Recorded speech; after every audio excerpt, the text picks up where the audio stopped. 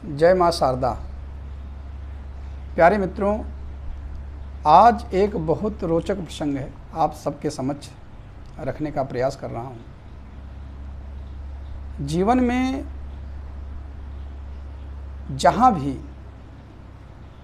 झुकने की बात आए और झुकने से यदि अपना काम बन जाता है, झुकने से यदि परमात्मा की प्राप्ति हो जाती है, झुक जाने से भगवत की प्राप्ति होती है, तो निश्चित रूप से वहाँ झुकने में पीछे नहीं हटना चाहिए।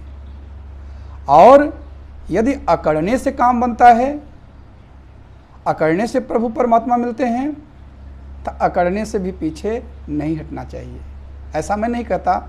मानसकार गोस्वामी तुलसीदास ने रामचरितमानस में बहुत सुंदर चौपाई लिखी है। मैं इस प्रसंग को आप सबसे शेयर कर रहा हूँ कि झुकने का मतलब ये नहीं कि सामने वाला कमज़ोर है। झुकने का एक अर्थ यह भी होता है कि सामने वाला अपने कार्य को सिद्ध करना चाह रहा है, सामने वाला परमात्मा को प्रसन्न करने का प्रयास करना चाह रहा है, इसलिए वो झुक रहा है। पवन पुत्र हनुमान जी जब माता सीता का पता लगाने के लिए समुद्र को पार करके लंका जा रहे थे, तभी एक ऐसी घटना घटी कि समुद्र में ही सुरसा नाम अहिन कै माता। यद्यप प्रसंग दूसरा है कि देवताओं ने हनुमान जी की परीक्षा लेने के लिए सुरसा को भेजा, लेकिन जब सुरसा हनुमान जी के समक्ष खड़ी हो गई तो हनुमान जी ने विचार किया कि ये कैसी आफत। तो सुरसा ने कहा कि नहीं, मैं तुझे निगल जाऊंगी, तुम्हें मैं खा जाऊंगी, तुझे जाने नहीं दूंगी।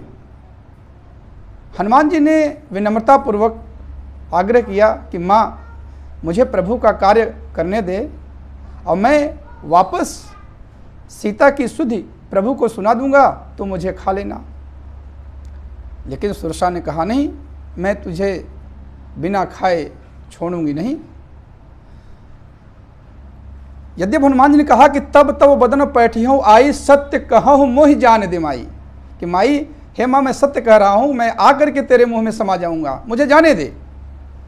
लेकिन सुरसा ने कवन्यु जतन दे ही नहीं जाना, ग्रसस ने मोहि कहे हनुमाना। तो हनुमान जी ने भी कहा कि ठीक है, फिर निगल ले, तू मुझे खा ले। हनुमान जी थोड़ा सा अकड़ दिखाए। जो जन भर ते ही बदनु पसारा, अकपि तनु कीन दुगुन विस्तारा। अब सुरसा ने जो जन भर का मुंह जब फैलाया तो हनुमान जी ने भी दुगुना रूप दिखाया। 16 जोजन मुख ते ही ठयहूँ, तुरत पवन सुत 32 भयहूँ। सुरसा ने जैसे ही 16 जोजन का मुख बनाया, हनुमान जी 32 जोजन का हो गए। लेकिन जस जस सुरसा बदन बढ़ावा, तासु दून कपि रूप दिखावा। हनुमान जी के अंदर बल पराक्रम कमी नहीं थी। सुरसा जैसे जैसे रूप दिखाती, हनुमान जी उससे दोगुना रूप दिखाते चले जा रहे थे। लेकिन हनुमान जी ने विचार किया कि यदि हम दोनों अकड़े रहे तो प्रभु का कार्य नहीं सिद्ध हो पाएगा, मैं लंका नहीं पहुंच पाऊंगा, ये मुझे रोकने का प्रयास करेगी, ये मुझे कहीं न कहीं परेशान कर रही है। तो हनुमान जी ने सोचा कि इसके सामने झुक जाना ही उचित है।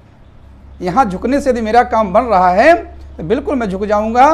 तो मित्रों, बहुत सुंदर तुलसीदास लिखा क्या कि सत्य जो जन ते ही आनन कीन्हा, अति लघु रूप पवन सुतलीना। बस हनुमान जी छोटे हो गए। 100 जोजन का मुख जैसे ही सुरसा ने फैलाया, हनुमान जी बहुत ही छोटे होकर के क्या किया, बदन पैठ पुनि बाहिर आवा, मांगा विदा ताहि सिरुनावा। कहा माँ, तेरी भी रह गई, मेरी भी रह गई, मैं तेरे मुंह में जाकर के निकल आया, तू मुझे निगलना चाह रही थी, मैं तेरे मुंह में चला गया, अब मुझे जाने दे।